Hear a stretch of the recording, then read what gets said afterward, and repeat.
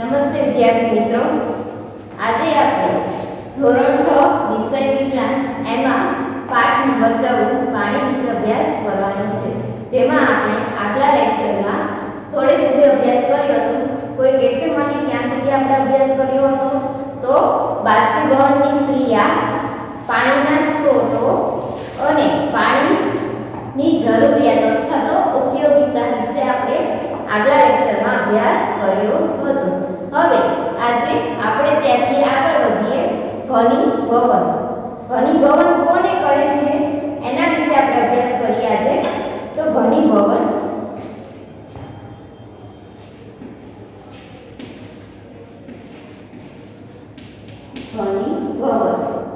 તો પાણીની જે અથવા તો પ્રવાહી છે એની બાષ્પ ઠંડી પડીને પ્રવાહી સ્વરૂપમાં જે ફેરવાય છે તેને શું કહેવાય? ઘનીભવન। જે પ્રવાહીની બાષ્પ છે, પ્રવાહીની બાષ્પ એ ઠંડી પડી પ્રવાહીમાં ફેરવાય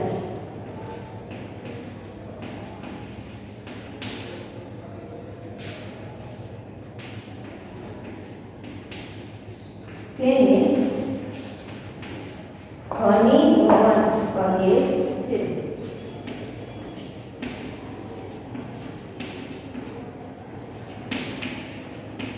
હવે આપણે ઘનીભવનને સમજવું હોય તો એક પ્રવૃત્તિ દ્વારા આપણે એને સમજી શકીએ। તો ઘનીભવનની ક્રિયા પ્રવૃત્તિ કરી આપણે, ધારો કે તો શું આવશે? ઘનીભવનની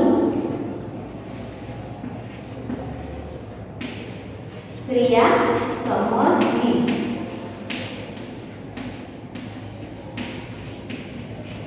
હવે એમાં સાધન સામગ્રી જોશે। પ્રવૃત્તિ કરવી એટલે સાધન સામગ્રીની જરૂર પડે।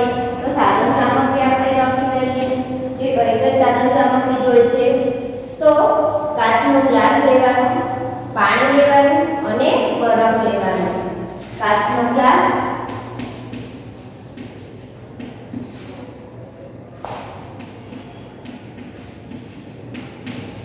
પાણી અને બરફ। હવે એની આકૃતિ આપણે જોઈએ તો એક કાચનો ગ્લાસ છે, એને આપણે લીધો,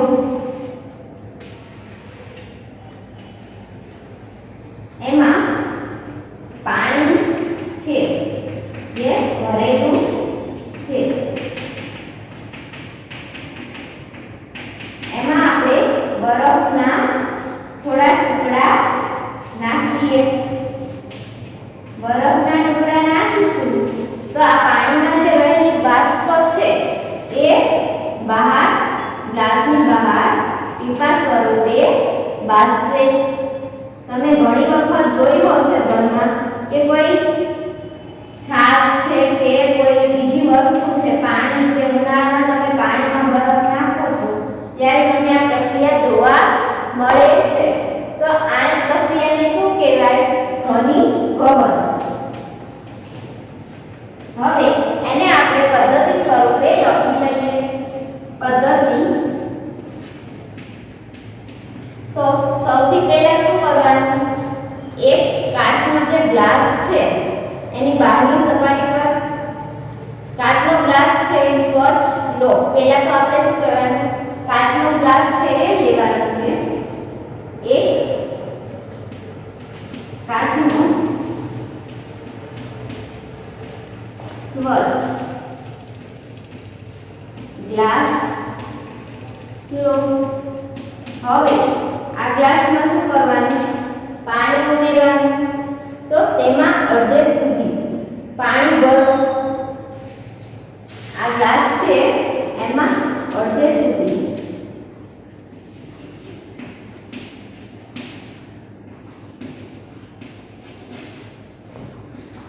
પાણી ભરો। પછી શું કરવાનું? જ્યાં પાણી ભરેલું ટુકડા નાખવાના, પાણી ભરે ગ્લાસમાં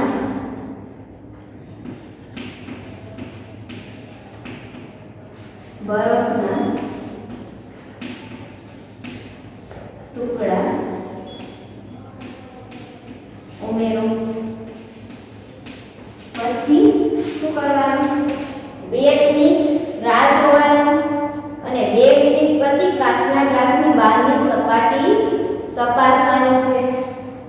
2 મિનિટ પછી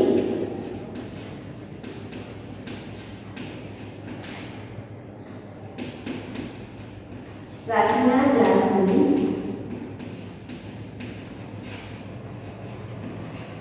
બહારની સપાટી જે છે શું કરવાની? તપાસવાની છે. સપાટીને તપાસો. શું કરવાનું? સૌથી ઘનીભવનની પહેલા તો ઘનીભવન કહેવાય કોણ? તો પ્રવાહીનું બાષ્પ જે છે એ ઠંડી પડીને પ્રવાહીમાં ફેરવાય તેને શું કહેવાય? જે આ પ્રક્રિયા થાય છે એને ઘનીભવન કહે છે. પછી એની પ્રવૃત્તિ આપણે કરીએ તો ઘનીભવનની ક્રિયા સમજવી હોય તો પહેલા તો આપણે કોઈ પણ પ્રવૃત્તિ કરવી હોય તેના માટે સાધન સામગ્રીની જરૂર તો પડવાની છે. એટલે સાધન સામગ્રીમાં શું શું વસ્તુ વપરાશે? તો કાચનો ગ્લાસ, પાણી અને બરફ. હવે આપણે આકૃતિ જોઈ એ પ્રમાણે તો સૌથી પહેલા એક કાચનો ગ્લાસ લેવાનો જે સ્વચ્છ હોય, એમાં કોઈ એવો ધૂળ ચોટેલી હોય એવા ગ્લાસ નહીં લેવાનો અને જેમાં આપણે આરપાર ચોખ્ખું જોઈ શકીએ એવો ગ્લાસ હોવો જોઈએ. પછી એમાં અડધે સુધી શું કરવાનું? પાણી ભરી દેવાનું. પછી એ જ્યારે પાણી ભરાઈ જાય પછી એમાં પાણીમાં બરફના ટુકડા નાખવાના. પછી 2 મિનિટ માટે રાહ જોવાની. પછી આપણને ત્યાં શું દેખાશે?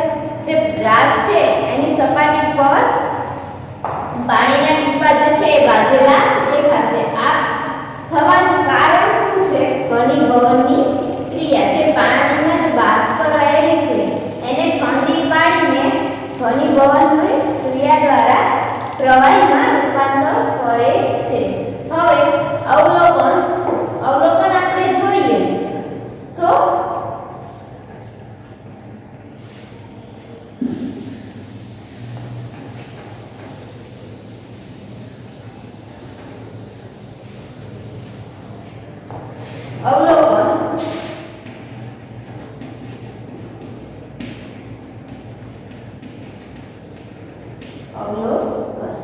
તો અવલોકનમાં કાચના ગ્લાસની જે બહારની સપાટી પર પાણીના ટીપા શું થાય? બાજે છે. જે કાચના ગ્લાસ છે, કાચના ગ્લાસની બહારની સપાટી પર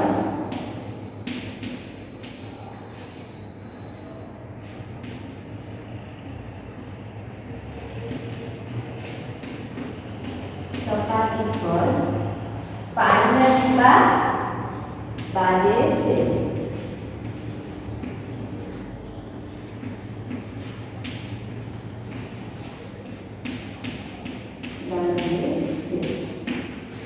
હવે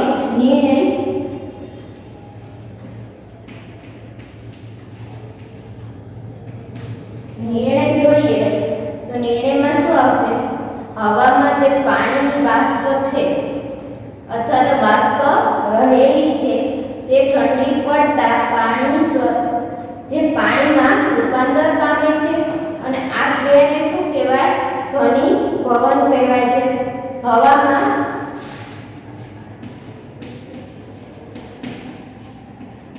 પાણીની બાષ્પ શું હોય? રહેલી હોય છે.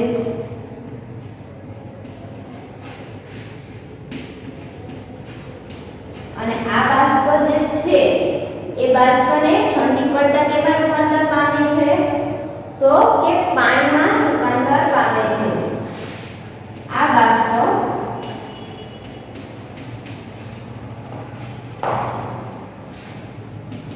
ઠંડી પડતા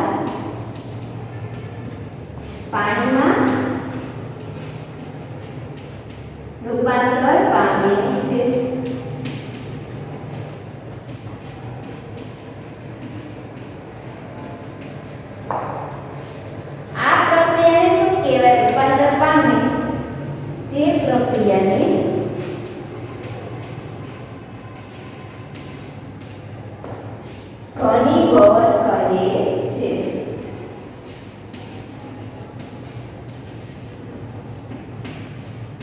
કહે છે. આ થયું ઘનીભવનની પ્રવૃત્તિ. આ પ્રવૃત્તિ આપણે ઘરે કરી શકીએ એવી છે, એટલે આપણે ઘરે કરવાની છે. હવે આગળ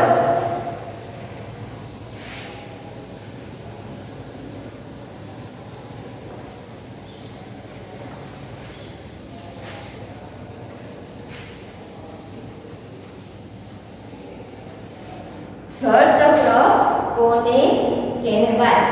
તો બાષ્પીભવન અને બાષ્પોત્સર્જનની ક્રિયા દ્વારા પૃથ્વીની સપાટી પરનું પાણી કેમાં ફેરવાય? બાષ્પ સ્વરૂપે ફેરવાય છે. તેમાંથી શું બને? વાદળો બની પાણી વરસાદ સ્વરૂપે પૃથ્વી પર પાછું આવે છે. પાણીના આ પ્રકારના ચક્રને શું કહેવાય? જળચક્ર કહે છે. જળચક્ર કોને કહેવાય?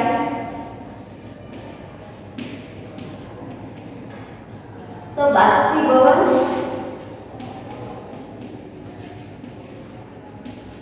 અને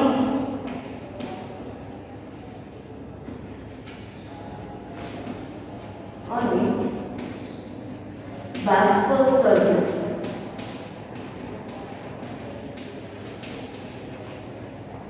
બાષ્પીભવન અને બાષ્પોત્સર્જનની ક્રિયા દ્વારા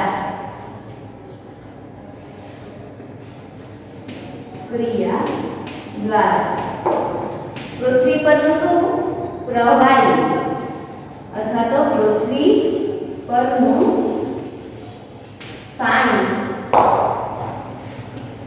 શેમાં રૂપાંતર પામે છે? પાણી જે છે એ બાષ્પ સ્વરૂપમાં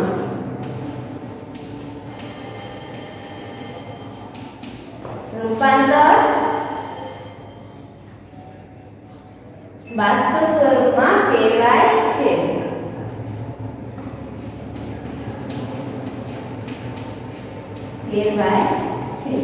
હવે આ પ્રક્રિયા જે છે બાષ્પ સ્વરૂપમાં ફેરવાય, એમાંથી શું બને છે? વાદળો, જેના વિશે આપણે આગળ અભ્યાસ કરવાનો છે. વાદળો કેવી રીતે બને છે? તેમાંથી વાદળો બની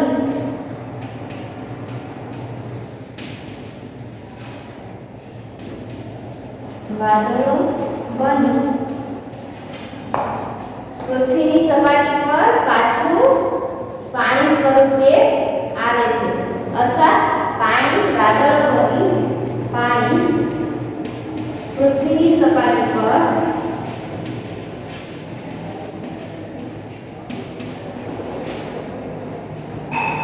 વરસાદ સ્વરૂપે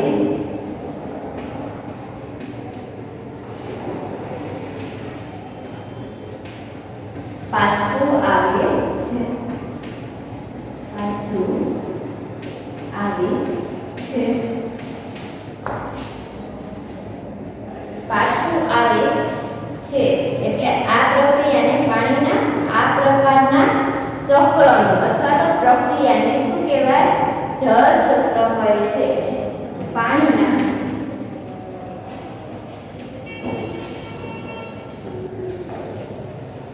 આ પ્રકારના ચક્રને શું કહેવાય? જળચક્ર કહે છે. આપણે આખું જળચક્ર આ ટૂંકમાં સમજી ગયા છે, પણ હજી આપણે આખું જળચક્ર સમજવાનું છે. હવે ભૂગર્ભ જળ. ભૂગર્ભ જળ કોને કહેવાય? તો વરસાદના પાણીનો કેટલો ભાગ છે? વરસાદ પડે છે તો એનો કેટલો ભાગ છે એ જમીનમાં નીચે ઉતરે છે, નીચેના ભાગમાં ઉતરે અને ત્યાં એકત્રિત થાય. એને શું કહેવાય? ભૂગર્ભ જળ કહેવાય છે. વરસાદના પાણીનો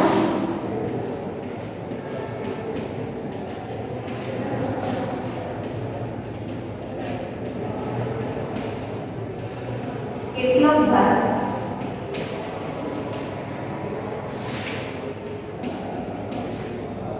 જમીનમાં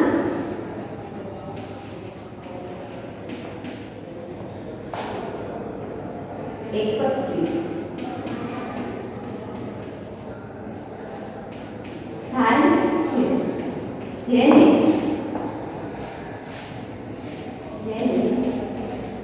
ભૂગર્ભ જળ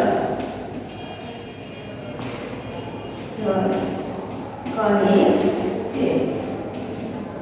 ભૂગર્ભ જળ આપણે જોઈએ છે તો ઘણી જગ્યાએ આપણે બોર અથવા તો કૂવા ખોદીએ તો જમીનમાંથી પાણી આવે છે.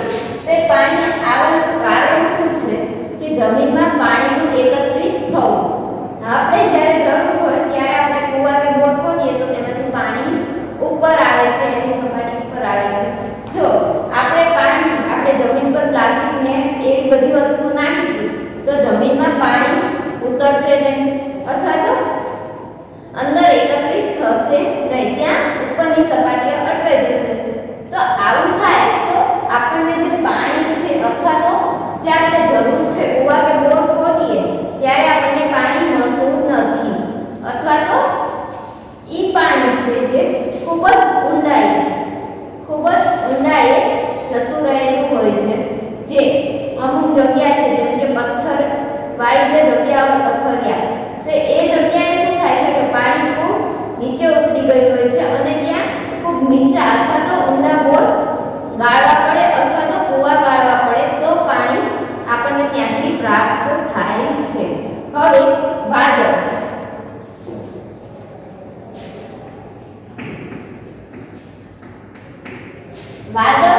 એટલે આકાશમાં ઊંચે ગયેલી બાષ્પ. જે આકાશમાં આપણે જે પાણી દ્વારા બાષ્પીભવનની પ્રક્રિયાથી જે બાષ્પ બને છે એ આકાશમાં ઊંચે ગયેલી બાષ્પ ઠંડી પડી ધૂળના રસકણ પર એકઠી થાય. જે બાષ્પ હોય ઉપર જાય પછી ઠંડી પડે અને ઈ ક્યાં એકઠી થાય? જે હવામાં રહેલા ધૂળના રસકણો છે ત્યાં એકઠી થાય છે અને પાણીના નાના નાના બિંદુઓના સમૂહોને વાદળ કહે છે. તો આકાશમાં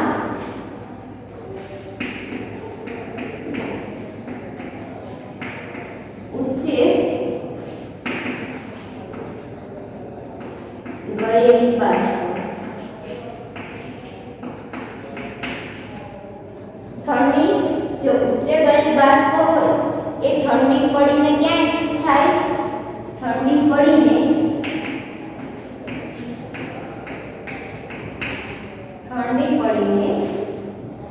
ધૂળના રજકણ પર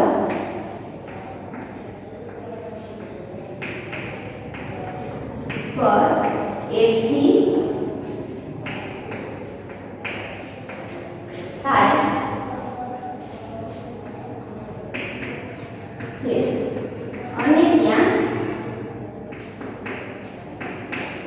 પાણીના નાના નાના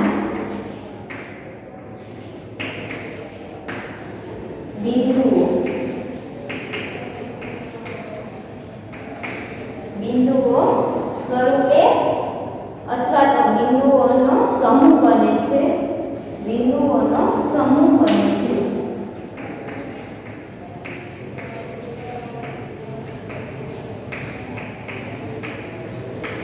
આ રીતે બિંદુઓના સમૂહ બની પછી જ્યારે કોઈ એ વાદળ છે તો વૃક્ષો હોય ત્યાં આવીને અથવા તો વાદળ જોડે ભટકાય તો ત્યાં વરસાદ સ્વરૂપે વરસી જાય છે.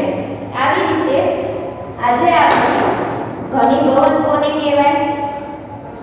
ઘનીભવનની પ્રવૃત્તિ સમજ્યા, જળચક્ર ટૂંકમાં સમજ્યા, ભૂગર્ભ જળ ટૂંકમાં સમજ્યા અને વાદળ સમજ્યા. હવે